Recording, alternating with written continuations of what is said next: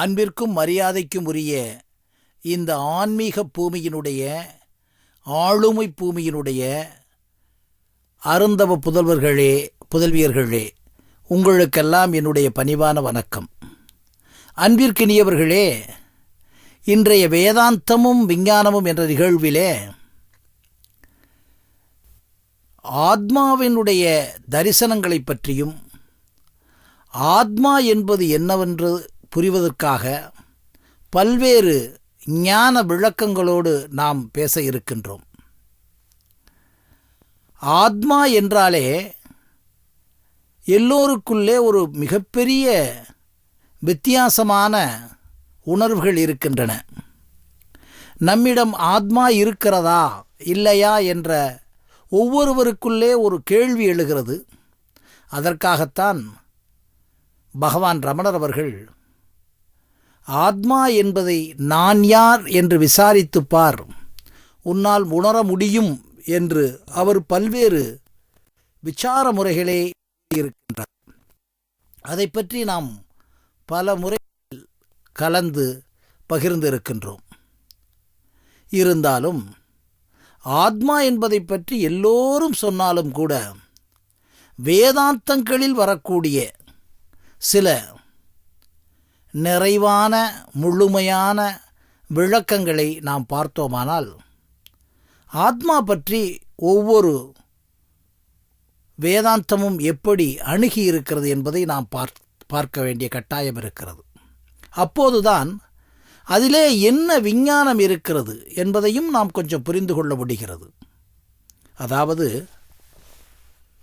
ஈஷாவாஸ்ய உபனிஷத் என்பதிலே ஒரு சாந்தி மந்திரமாக ஆத்மாவை பற்றி ஒரு முழு விளக்கம் இருக்கிறது. என்னவென்றால், ஓம் பூர்ணமதா பூர்ணமிதம் பூர்ணாத் பூர்ணமுதச்யதே பூர்ணஸ்ய பூர்ணமாதாய பூர்ணமேவாவசிஷ்யதே ஓம் சாந்தி சாந்தி என்று அந்த மந்திரம் சொல்லுகிறது. இதனுடைய தமிழாக்கம் முழுமையிலிருந்து முழுமை வந்தாலும் மறுபடியும் முழுமையாகவே இருக்கக்கூடிய ஒன்றுதான் பிரம்மம் என்று தமிழாக்கம் செய்யப்படுகிறது.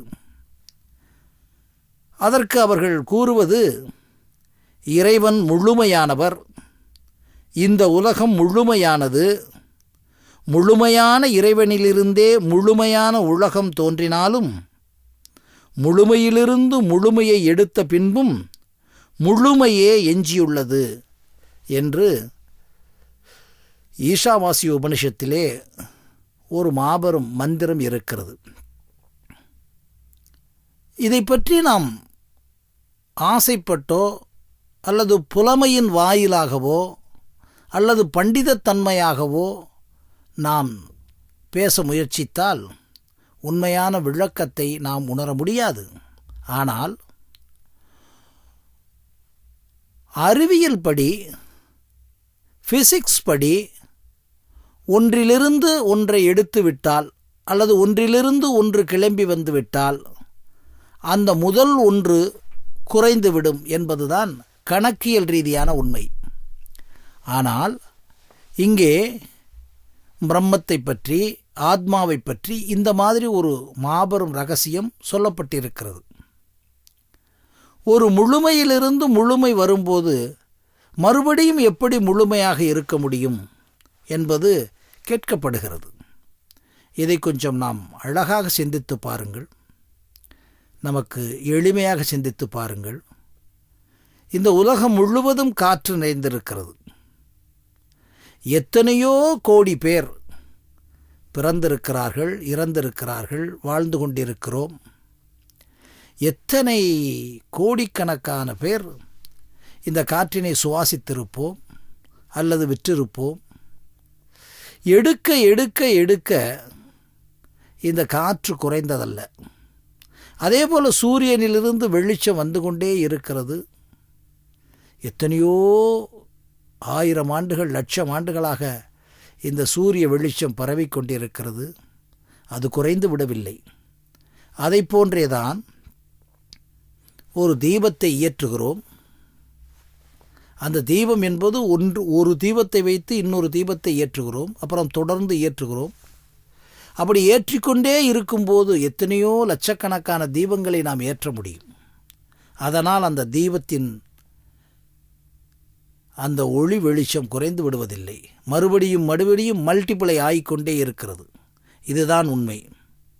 இதையே போன்று நாம் ஒருவரை அன்பாக நேசிக்கின்றோம். அந்த நேசமானது எவ்வளவு நேசிக்கின்றோமோ அந்த நேசம் அடுத்தவரை நேசிப்பதால் குறைந்து விடுவதில்லை. அதை போன்று மிகப்பெரிய அறிவு ஆற்றலெல்லாம் இருக்கிறது. இப்போ உதாரணமாக திருக்குறள் எவ்வளோ பெரிய மாபெரும் ரகசியத்தை எல்லாம் நமக்கு கொடுத்து விட்டு சென்றிருக்கிறது.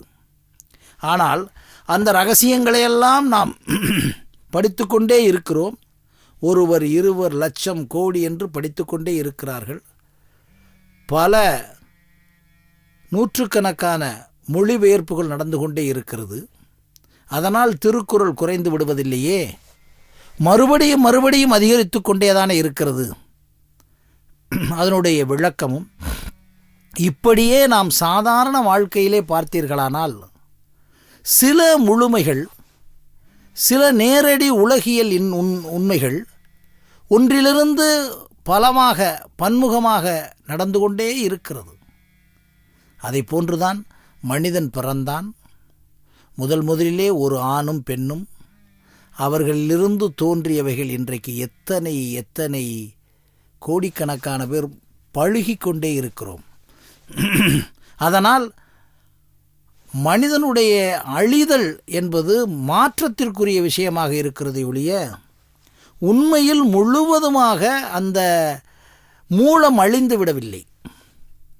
மனிதன் மாற்றத்திற்குரிய வயது வந்த பிறகு, முதுமை வந்த பிறகு இறந்து கொண்டே இருக்கின்றான்.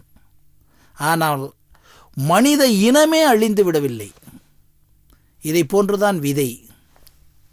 இந்த உலகம் இருக்கும் வரை, இந்த உலகத்தில் இருக்கக்கூடிய செயல்கள் இருக்கும் வரை, இயற்கை கோள்கள் தங்களுடைய உண்மைகளை கொடுத்து கொண்டே இருக்கின்றது.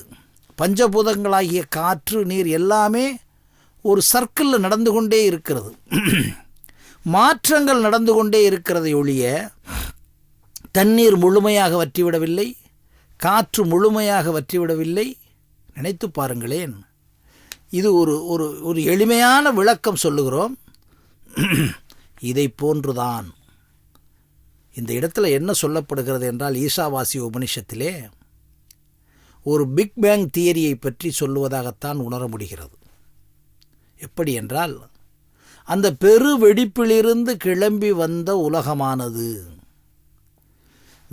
மெய்ஞானப்படி இறைவனிலிருந்து வெளிவந்த, இறைவன் உருவாக்கிய, இறைவன் படைத்த. விஞ்ஞானம் என்ன சொல்கிறது? அந்த மூலமாகிய ஒரு பெரு வெடிப்பு ஏற்பட்டது. அந்த புள்ளியிலே ப்ரெஷராகி ஒரு பெரிய வெடிப்பு ஏற்பட்டது, பிக் பேங். அப்போ பெரிய வெடிப்பிலிருந்து சிதறியவைகள் தான் இன்றைக்கு இருக்கக்கூடிய கோள்கள். அப்புறம் கோள்களோடு ஒன்றோடொன்று சேரும்போது பஞ்சபூதங்கள் ஒன்றோடு ஒன்று சேரும்போது உயிரினங்கள், அந்த உயிரினங்கள் அமீபியாவிலிருந்து இன்றைக்கு மனித விஷயங்கள். அதற்கு பிறகு பாருங்கள், மனித மூளையிலே இவ்வளவு எண்ணங்களாக இருந்தது. நினைத்து பாருங்களேன். முதலிலே உலகம் தோன்றிய போது வைத்துக்கொள்வோம்,